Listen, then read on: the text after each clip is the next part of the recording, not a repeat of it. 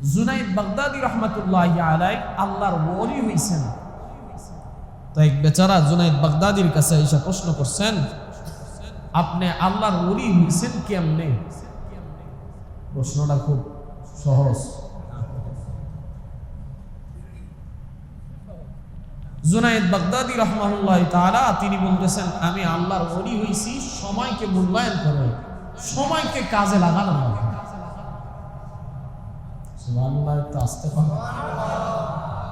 এখন আবার প্রশ্ন করছে, সময়কে কাজে কেমনে লাগাইছেন?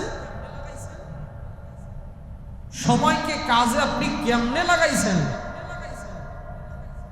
জুনাইদ বাগদাদি রহমাতুল্লাহি আলাইহি বলেন, বাবা 40 বছর আমি প্রত্যেক দিন আমার আমলের হিসাব করছি। কথাটা খুব, আমি ছোট মানুষ, হযরত বলছেন আল্লামা, আমি আসলে এত বড় মানুষ নয়, খুবই ছোট মানুষ। আল্লামা জুনাইদ বাগদাদি তাদেরকে আল্লামা বললে মানায়, আমরা তো ছোট মানুষ। আল্লাহ তাআলা আমাদেরকে ওই মাকামে এখনো পৌঁছায় নাই। তো জুনাইদ বাগদাদি রহমাতুল্লাহি আলাইহি তিনি বলতেছেন, আমি 40 বছর আমি আমার আমলের, আমি আমার সময়ের হিসাব করছি। কেমনি হিসাব করছে? 40 বছর তিনি এতটুকু হিসাব করছেন যে আমি আজকে সারাদিন যত ব্যস্ততা থাক, সারাদিনের ব্যস্ততা শেষে তিনি ঘুমানোর আগে, ঘুমাইতে যাওয়ার আগে এই হিসাবটা করছেন যে আমি আজকে দিনে কয়টা ভালো কাজ করছি, কয়টা খারাপ কাজ করছি, আমার দ্বারা কয়টা গুনাহ হয়েছে, আমার দ্বারা কয়টা নেকির কাজ হয়েছে। তিনি বলেন, আমার বাবা মারা গেছে, তবু আমি আমার এই কাজ বাদ দিইনি। আমার ভাইয়ের বিবাহ অনুষ্ঠান হইতেছে, বড় অনুষ্ঠান, অনেক মানুষ ব্যস্ত থাকে, বলে তবু আমি আমার এই কাজ বাদ দিইনি। 40 বছরের ভিতরে আমি একটা দিনও আল্লাহ তাআলার কাছে এই হিসাব দেওয়া আমি বাদ দিই নাই যে আমার নেকি হইছে না গুনাহ হইছে। আমার গুনাহ হইলে আমি সাথে সাথে জুনাইদ বাগদাদি নিজের কান ধরে আল্লাহর কাছে বলছে, আল্লাহ আল্লাহ, আপনি তো আমারে গুনাহ করার জন্য বানান না, কিন্তু আমার গুনাহ হইছে, আমি আপনার কাছে এখনই কান ধরে তওবা করতেছি, আমার জীবনের গুনাহ আপনি এখনই মাফ করে দেন। ভাই, তারা আল্লাহর ওলি হইছে এমনে হয়। সময়কে কদর যে যত বেশি করছে, আল্লাহ তাআলা তাকে তত বেশি দামি বানাইছে। পাকিস্তানের চিফ জাস্টিস সাবেক যিনি ছিলেন, চিফ জাস্টিস আল্লামা তকি উসমানী দামাত বারকাতুহুল আলিয়া, পাকিস্তানের প্রধান বিচারপতি ছিলেন। ওনার বাবা, যার নাম হলো আল্লামা শফি রহমাতুল্লাহি আলাইহি, যিনি মারিফুল কোরআন লিখছেন, মারিফুল কোরআন লিখছেন, তো আল্লামা শফি রহমাতুল্লাহি আলাইহি তিনি সময়টাকে কত দামি মনে করছেন, সময়কে কত মূল্যায়ন করছে জানেন?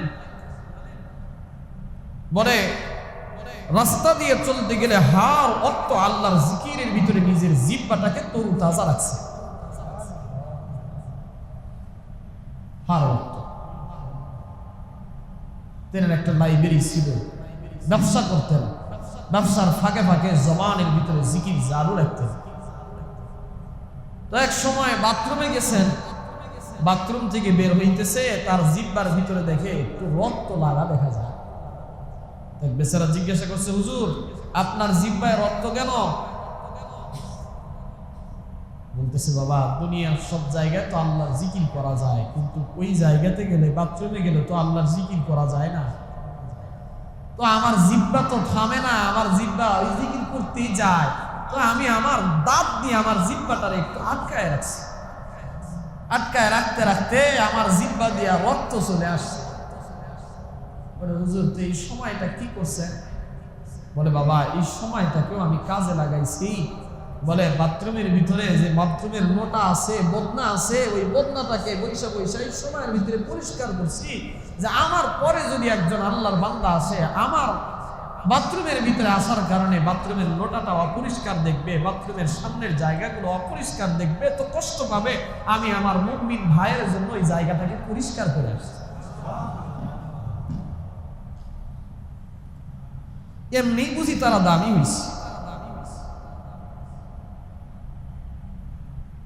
হার লাইনে আল্লাহ তাআলা মানুষকে দামি বানায়। তুমি যে মানুষটা যেই কাজের সময় দেয়, আল্লাহ তাআলা বলে তুমি ওই কাজের সময় দিতেছো, আমি তোমার ওই লাইনে দামি বানাই দিই। আমি আপনি প্রতিটা সেকেন্ডে সেকেন্ডে আল্লাহ তাআলার কাছ থেকে কত বিশ্বাস নিচ্ছি। কয়দিন হিসাব করছি যে আমি আপনি আল্লাহ তাআলাকে এই বিশ্বাসের যদি বিল দেওয়া লাগতো তো কত টাকা আল্লাহর কাছে দেওয়া লাগতো। খোদার কসম, যদি এই নিঃশ্বাস নেওয়ার মাধ্যমে আমরা যে অক্সিজেনটা গ্রহণ করি, অক্সিজেনের যদি বিল দেওয়া লাগতো, আমার শরীরের ভিতরে আমি দামি কাপড় পরার মতো সুযোগ পাইতাম। এই অক্সিজেনের যদি বিল দেওয়া লাগতো তো আমি দামি বাড়ি বানানোর মতো সময় পাইতাম না। এই অক্সিজেনের যদি বিল দেওয়া লাগতো তো আমি দামি গাড়িতে চড়ার মতো সুযোগ পাইতাম না। কিন্তু আমাকে আল্লাহ তাআলা, আপনাকে আল্লাহ তাআলা কত নিয়ামত দিয়ে ভরপুর করে রাখছেন যে পুরো দিন একটা অক্সিজেন গ্রহণ করার কারণে আমাকে আপনাকে টাকা দিতে হয়। আল্লাহ তাআলা বলে, বান্দা তোমাকে তো শুধুমাত্র বানাইছি আমি, কিসের জন্য? বলে তোমাকে আমি বানাইছি একমাত্র আমার ইবাদত করা, আর কিচ্ছু তোমার কাছ থেকে চাই না। তুমি আমার ইবাদত করবা, আমি আল্লাহ তাআলা তো তোমাকে পৃথিবীর শ্রেষ্ঠ মানুষ বানাই পাঠাইছি। তুমি ইবাদত করলা তো করলা, আমি আল্লাহ আরো বেশি তোমার দামি বানাই, তো আমার জান্নাতটাকে তোমার জন্য দিয়ে দেব। আল্লাহ তাআলা এই জান্নাতটাকে বানাইছেন কি আমাদের জন্য। আল্লাহ তাআলা বলেন পৃথিবীর ভিতরে সর্বশ্রেষ্ঠ মানুষ হলো, শ্রেষ্ঠ মানুষ, সবচেয়ে সুন্দর হলো মানুষ, সবচেয়ে দামিও হলো মানুষ। অনেকে বলতে পারেন হুজুর সুন্দর তো জিন আর পরীদের গল্প শুনছি, জিন পরীরা সুন্দর হয়। আচ্ছা এখানে কোন মানুষকে আছেন যে আপনারা সব সময় পরীদেরকে দেখছেন? জিন পরীরা যদি সুন্দরী হইতো তো কালো একটা যুবকরে কেন ধরে? অনেক সময় কয় না আরে পরী ধরছে। আচ্ছা ও যদি এত সুন্দর হয় কালোটারে ধরবে কে? কথা কয় না, বোঝার বিষয় না, এটা চিন্তা করার বিষয়। তো আল্লাহ বলে না পৃথিবীর ভিতরে সবচাইতে শ্রেষ্ঠ, সবচাইতে সুন্দর আমি আল্লাহ তাআলা এই মানুষকে বানাইছি। কোরআন প্রমাণ। আল্লাহ তাআলা বলেন ওয়াত-তিন ওয়াজ-যাইতুন ওয়া তুরি সিনিন ওয়া হাদাল বালাদিল আমিন লাকাদ খলাকনাল ইনসানা ফি আহসানি তাকওয়িম। আমি আল্লাহ তাআলা এই মানুষকে সবচেয়ে দামি, সবচেয়ে শ্রেষ্ঠ, সবচেয়ে সুন্দর করে পৃথিবীতে বানিয়েছি। মানুষের মতো সুন্দর একটা মাখলুক আল্লাহর জমিনে আল্লাহ ওয়ালাকাদ কাররামনা বানি আদম। আল্লাহ বলেন সবচেয়ে শ্রেষ্ঠ বানাইছে এই মানুষ। আবার এই মানুষটাই আবার সবচেয়ে নিকৃষ্ট প্রাণী। কেন? আল্লাহ বলেন যাদেরকে যে কাজ দেওয়ার কথা, যে কাজ আমি আল্লাহ দিছি সেই কাজ যারা করে না তারা হলো পৃথিবীর ভিতরে সবচেয়ে নিকৃষ্ট প্রাণী। বলে একটা গরু তো মানুষের কথা শুনে, একটা কুকুর একটা মানুষের কথা শুনে। বলবেন হুজুর কেমনে? আজকে প্রমাণ করবেন আপনি। আজকে বাড়িতে যাবেন, একটা কুকুরে খানা খাওয়ার পরে একটু ঝুটাটা কুকুরের মুখে দিয়ে দিবেন, দেখবেন এই কুকুর আপনার 2 দিন আপনার বাড়ি ছাড়বে। কথা বলেন, আপনি ঘুমায় গেছেন, কুকুরটা আপনার বাড়ির দরজার সামনে এসে বসে গেছে, সব ঘুমের ভিতরে বিভোর, কিন্তু কুকুর ঘুমায় না। কুকুর জায়গা জায়গা মালিকের বাড়ি পাহারা দেয়। কোন একটা অপরিচিত মানুষ আসলে ঘেউ ঘেউ করে তারে সতর্ক করে দেয়, এই বাবা আমার মালিক ঘুমাইছে কিন্তু আমি ঘুমাই নাই, আমি আমার মালিককে পাহারা দিতেছি। হ্যাঁ একটা কুকুরও তো তার মুনিবের গোলামি করে, কিন্তু আল্লাহ তাআলা আমাকে কতটুকু নিয়ামত দিল, আমি আমার রবের কতটুকু গোলামের ভিতরে কাটাইতেছি। আল্লাহ তাআলা এই জন্যই বলেন কাইফা তাকফুরুনা বিল্লাহি ওয়া কুনতুম আমওয়াতা কাইফা তাকফুরুনা বিল্লাহি ওয়া কুনতুম আমওয়াতান ফাআহইয়াকুম সুম্মা ইউমীতুকুম সুম্মা ইহয়ীকুম সুম্মা ইলাইহি তুরজাউন।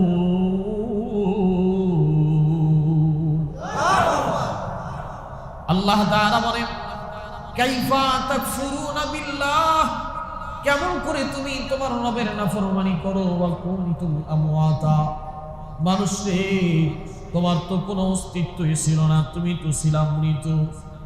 এই দুনিয়ার ভিতরে এই বর্তনা এলাকার আজ থেকে 200 বছর আগে, 100 বছর আগে এই এলাকার মুয়াজ্জিন, এই এলাকার মসজিদের ইমাম কাউসার ভাইরে অনেকে চিনতই না, ঠিক কিনা? আব্দুস সালাম আবুল কালাম রে কেউ চিনত না, বলে 100 বছর আগে তার অস্তিত্বই ছিল না, কিন্তু আল্লাহ তাআলা তাকে অস্তিত্ব দিয়েছেন। আল্লাহ বলে তোমারে তো আমি হায়াত দিয়েছি, হায়াতের মতো দৌলত আমি আল্লাহ তাআলা তোমারে দিলাম। মানুষ তুমি কি একটাবার চিন্তাও করো না, কত মায়ের গর্ভ থেকে সন্তানগুলো জমিনে আসে, মরা অবস্থায় আসে, মরা অবস্থায় আসে, ঠিক না? কিন্তু আল্লাহ তাআলা আমাকে আপনাকে মরা অবস্থায় পাঠায় নাই। আল্লাহ তাআলা আমাকে আপনাকে হায়াতের জিন্দেগি দিলেন, মরা অবস্থায় দেয় নাই, বলে জীবন দিয়া পাঠাইছি। কেন? বলে কুনতুম আমওয়াতান ফাআহইয়াকুম, তোমারে আমি আল্লাহ জীবন দিছি। কে দিছি? আর একটু মায়া করে ডাক দিয়া বলেন না, কে দিছি? আল্লাহ তাআলা বলে বান্দারে আমি আল্লাহই তো তোমারে জীবন দিলাম, হায়াত দিলাম। আমি আল্লাহ চাইলে তোমারেও মায়ের গর্ভ থেকে মৃত অবস্থায় পাঠাইতে পারতাম, কিন্তু পাঠাই নাই। কেন? বলে আমি আল্লাহ তোমার কাছ থেকে ইবাদত চাইছি, তোমারে বড় ভালোবাসছি, মহব্বত করছি, মায়া করছি।